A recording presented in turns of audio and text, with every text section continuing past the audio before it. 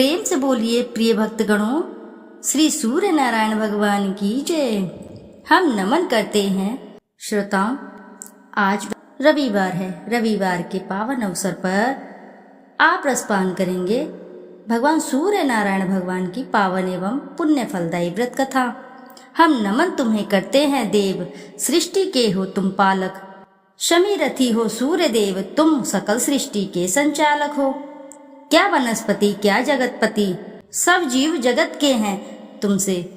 तुम ही हे देव करुणाकारी, जीवन रथ के परिचालक हो। नमस्कार प्रिय भक्तगणों, स्वागत है आप सभी का आपका अपने चैनल ज्ञानरथ में। आप सभी का दिन शुभ और मंगलमय हो। भगवान सूर्य नारायण की कृपा आपके और आपके समस्त परिवार पर सर्वदा बनी रहे। श्रोताओं, आज रविवार है। रविवार भगवान सूर्य देव को समर्पित होता है। आज भगवान सूर्य नारायण की कथा का रसपान किया जाता है। तो श्रोताओं, आइए ध्यान लगाकर रसपान करेंगे पुण्य फलदायी एवं पौराणिक सूर्य नारायण भगवान की प्रचलित व्रत कथा, सूर्य देव की व्रत कथा। द्वापर युग की बात है। भगवान श्री कृष्ण एक बार अपनी बुआ कुंती के आश्रम काम्य वन में पहुँचे। उस समय पांडव लोग वनवास कर रहे थे। भगवान श्री कृष्ण ने कहा, बुआ जी, मैं तुम्हें वनवासी वेश में देखकर दुखी हो जाता हूँ। मुझे सदैव इस बात की चिंता लगी रहती है कि पता नहीं अब दुष्ट दुर्योधन का प्रहार तुम्हारे ऊपर हो जाए। अतएव इस विपत्ति से छुटकारा पाने के लिए तुम भगवान सूर्य नारायण की आराधना करो। भगवान सूर्य ही सब जीवों के नियंता और प्राण हैं। उनके तेज से ही जीवों का उद्धार होता है। भगवान श्री कृष्ण ने बतलाया कि एक बार शंकर जी से पार्वती जी ने कुछ पूछा था, उसे मैं तुमसे बतला रहा हूँ। शिव जी ने पार्वती जी से कहा, यदि तुम इस बात की जानकारी प्राप्त करना चाहती हो तो मथुरापुरी में जाओ। यहाँ सूर्यपुत्री यमुना जी की धारा प्रवाहित होती है। यमुना के तट पर ऋषि महर्षि मुनि आदि निरंतर तपस्यारत रहते हैं। भगवान रुद्र की आज्ञा से पार्वती जी कालिंदी यमुना के तट को चल पड़ी। कुछ ही दूर जाने पर उन्हें रास्ते में रोती बिलखती एक स्त्री दिखी। उसने बतलाया कि उसका नाम कुसुमवती है और उसका निवास कुसुमावर वन के बीच में है।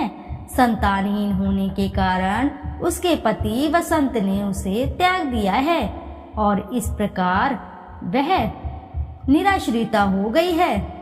पार्वती जी उस स्त्री को साथ ले आगे चली कि उन्हें रोती हुई एक दूसरी स्त्री मिली। उसने बतलाया कि मेरा नाम गंगा है। मेरे पति महाराज शांतनु ने पुत्रों के जीवित न रहने के कारण मुझे अपमानित किया, जिससे मैं दुखी होकर घर चली आई हूँ। इसी प्रकार थोड़ी दूर जाने पर मधुवन में माधवी नाम की एक स्त्री और मिली, जो पति के वैभव का नाश होने के कारण घर से निकाल दी गई। इसके अनंतर आगे जाने पर कुमुदवन में कुमुदा नाम की स्त्री से भेंट हुई, जिसके पति को राजा ने बंदी बना लिया था और वह व्याकुल होकर विलाप कर रही थी। उन सभी स्त्रियों को साथ लेकर पार्वती जी यमुना तट पर जा पहुंची। उस तट पर पूजन उत्सव देखकर पार्वती जी ने ऋषि पत्नियों से पूछा कि यह किस देव की आराधना हो रही है, इस पूजन का विधान फल क्या है। उनकी बात सुनकर एक ऋषि पत्नी ने कहा, यह जगत पिता सूर्य नारायण का व्रत है और सभी मनोरथ को पूर्ण करने वाला है। इस व्रत को करके प्रत्येक नर नारियों ने अभीष्ट सिद्धि प्राप्त की है। तुम्हें भी यदि कोई वांछा हो तो इस व्रत को करके प्राप्त करो। ऋषि पत्नियों से ऐसी बात सुनकर पार्वती जी अत्यंत प्रसन्न हुई और उस व्रत के विधान तथा फल को जानकर शिव जी के पास लौट आई। पार्वती जी ने इस व्रत को करके विघ्ननाशक गणेश जी जैसा पुत्र को प्राप्त किया। इति शुभम। जोर से बोलिए प्रिय भक्तगणों, जय सूर्य नारायण भगवान की। प्राचीन काल में एक बुढ़िया रहती थी। वह नियमित रूप से रविवार का व्रत करती। रविवार के दिन सूर्योदय से पहले उठकर बुढ़िया स्नान आदि से निवृत्त होकर आंगन को गोबर से लीप कर स्वच्छ करती। उसके बाद सूर्य भगवान की पूजा करते हुए रविवार की व्रत कथा सुनकर भगवान सूर्य को भोग लगाकर दिन में एक समय भोजन करती। सूर्य भगवान की अनुकंपा से बुढ़िया को किसी प्रकार की चिंता व कष्ट नहीं था। धीरे धीरे उसका घर धन धान्य से भरता रहा। उस बुढ़िया को सुखी देखते हुए उसकी पड़ोसन उससे बुरी तरह जलने लगी। बुढ़िया ने कोई गाय नहीं पाल रखी थी, अतः वह अपनी पड़ोसन के आंगन में बंधी गाय का गोबर लेकर आती। पड़ोसन ने कुछ सोचकर अपनी गाय को घर के भीतर बांध दिया। रविवार को गोबर न मिलने से बुढ़िया अपना आंगन नहीं लीप सकी। आंगन न लीप पाने के कारण उस बुढ़िया ने सूर्य भगवान को भोग नहीं लगाया और उस दिन उसने स्वयं भी भोजन नहीं किया।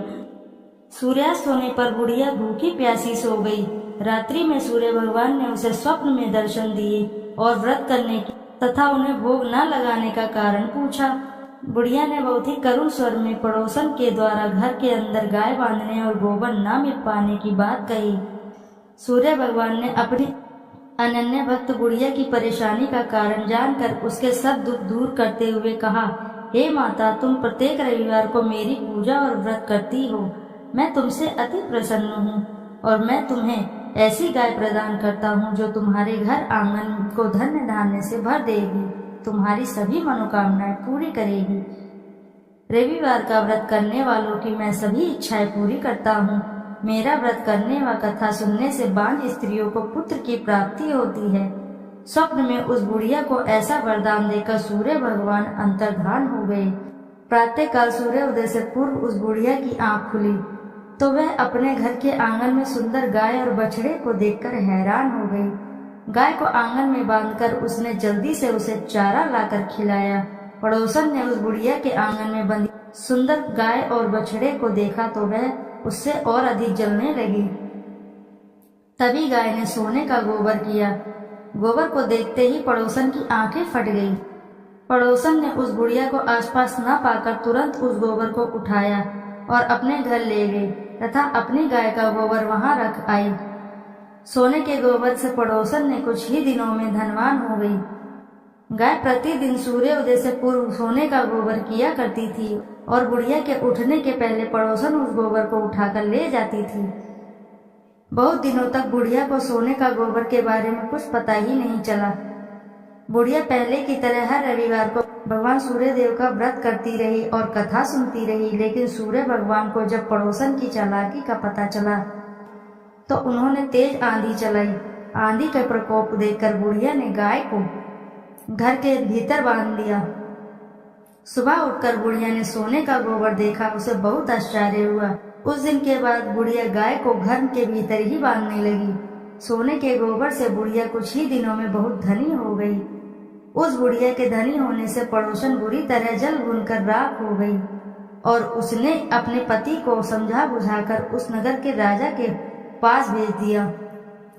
राजा को जब बुढ़िया के पास सोने के गोबर देने वाली गाय के बारे में पता चला तो उसने अपने सैनिक भेजकर बुढ़िया की गाय लाने का आदेश दिया। सैनिक उस बुढ़िया के घर पहुंचे। उस समय बुढ़िया सूर्य भगवान को भोग लगाकर स्वयं भोजन ग्रहण करने वाली थी। राजा के सैनिकों ने गाय और बछड़े को खोला और अपने साथ महल की ओर ले चले गए। बुढ़िया ने सैनिकों से गाय और बछड़े को न ले जाने की प्रार्थना की। बहुत रोई, बहुत चिल्लाई, लेकिन राजा के सैनिक नहीं माने। गाय व बछड़े के चले जाने से बुढ़िया को बहुत दुख हुआ। उस दिन उसने कुछ भी नहीं खाया और सारी रात सूर्य भगवान से गाय व बछड़े का लौटाने के लिए प्रार्थना करती रही। सुंदर गाय को देखकर राजा बहुत खुश हुआ। सुबह जब उस राजा ने सोने का गोबर देखा तो उसे आश्चर्य का ठिकाना न रहा। उधर सूर्य भगवान को उस भूखी प्यासी बुढ़िया को इस तरह प्रार्थना करते देख उस पर बहुत करुणा आई। उसी रात सूर्य भगवान ने राजा को स्वप्न में कहा, राजन, बुढ़िया की गाय व बछड़ा तुरंत लौटा दो, नहीं तो तुम पर विपत्तियों का पहाड़ टूट पड़ेगा, तुम्हारा महल नष्ट हो जाएगा। सूर्य भगवान के स्वप्न से बुरी तरह भयभीत राजा ने उठते ही गाय और बछड़े को तुरंत लौटा दिया। राजा ने बहुत सा धन देकर बुढ़िया से अपनी गलती की क्षमा मांगी। राजा ने पड़ोसन और उसके पति को उनकी इस दुष्टता के लिए दंड भी दिया। फिर राजा ने पूरे राज्य में घोषणा कराई कि सभी स्त्री पुरुष रविवार का व्रत किया करें। रविवार का व्रत करने से सभी लोगों के घर धन्य धान्य से भर गए, चारों ओर खुशहाली छा गई, सभी लोगों के शारीरिक कष्ट दूर हो गए। राज्य में सभी स्त्री पुरुष सुखी रहने लगे और सुखी जीवन यापन करने लगे। बोले सूर्य देव की जय। आइए अब करते हैं सूर्य चालीसा। दोहा।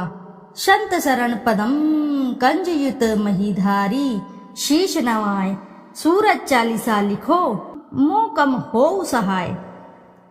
जयति जयति सूर्य भवाना, तब महिमा श्रुति वेद बखाना। सब सुख खानी भगति तब स्वामी, प्रणतारती उर अंतरयामी। अद्भुत ज्योति कला छवि भारी, तीन लोक से शोभा न्यारी। युग सहस्त्र योजन परवासा, अतुल तेज बल अतुल प्रकाशा। कुंडल बुललित हार गल राजे, शोभा निरकी मदन मन लाजे। श्वेत पदम अरु चक्रही धारे, सकल जीव को तुम रखवारे। उदय भय त्रिभुवन तम भागे, तजी निद्रा सब जीव ही जागे। नित्य कर्म सब लोगन करी, निज निज धर्म कर्म अनुसरहि। कहीं वेद तव द्वादश नामा, अखिल लोक सब पूरन कामा। रवि आदित्य दिनेश दिवाकर, हरत सकल श्रम जीव चराचर। उद्यम सर्वस नाम है राजे, जेहि के तन अतुलित दुति छाजे। वेगवान वाहन तव नाथा, ब्रह्मन करे नित प्रभु के साथा। अदर अमर जीते नहीं कोई, सिंधु मथे उत्पत्ति भई सोही। तब सुत कर्म महाबलवाना, समर जितेऊ अगणित भट नाना। ते ही सम नहीं जग में को दानी, जासो कीर्ति सब जगत बखानी। कश्यप पुत्र गरुण के भाई, अरुण नाम साथी कहाई। समय पाई जब राहु ग्रासे, त्रिभुवन में तब तम अति भासे। ग्रहण पर्व पंडित सब कहीं, मोक्ष हेतु सादर नर करहीं। स्नान दान अरु व्रत अचारा, करहिं यत्न जेहि हो उदारा। एहि कर महिमा वेद पुराना, विविध भांति सब ग्रंथ बखाना। उदय अस्त लो तुम्हरो राजा, करत सदा भक्तन को काजा। जो नर ध्यान तुम्हारो लावे, मन वांछित फल निश्चय पावे। धनी धनी महिमा तुमरो नाथा, नमत जीव सब धरी महिमा था। पढ़े सुने जो सूर्य चालीसा, वाको होत सकल अग खीसा। खग मृग जीव जंतु नर नागा, मेघ झरत कुसुमित वन बागा। वृक्ष लतादिक तब अधीना, जीमी जल पाई सुखी हो मीना। कुष्ठ ग्रस्त रह जो नर कोई, ध्यान धरे ताकर दुख खोई। लवण रहित व्रत रवि को करही, वाको दुख पावक माज रही। भूमि शयन प्रभु पद चित लावे, वर्ष एक एहि भांति बितावे। पाठ करे नित सूर्य पुराना, करी पूजा धरे उर ध्याना। व्रत पूरा करी होम करावे, दान दे अरुण विप्र जिमावे। हवन भस्म मर्दे सब अंगा, ताको दुख निश्चय हो भंगा। मधु अमीश रवि दिन कर पाना, रोगी सात जन्म परमाना। जन्म जन्म महा धन दुख पावे, रौख नरक अंत में आवे। तैल मास मधु नारी जो त्यागहीं, वाको दुख व्याधि सब भागहीं। पाठ करे गृह पीड़ा नाशे, मोक्ष ज्ञान बहुविधि उद्भासे। पूजन बंध्य करे जो कोई, पुत्रवती निश्चय सो होई।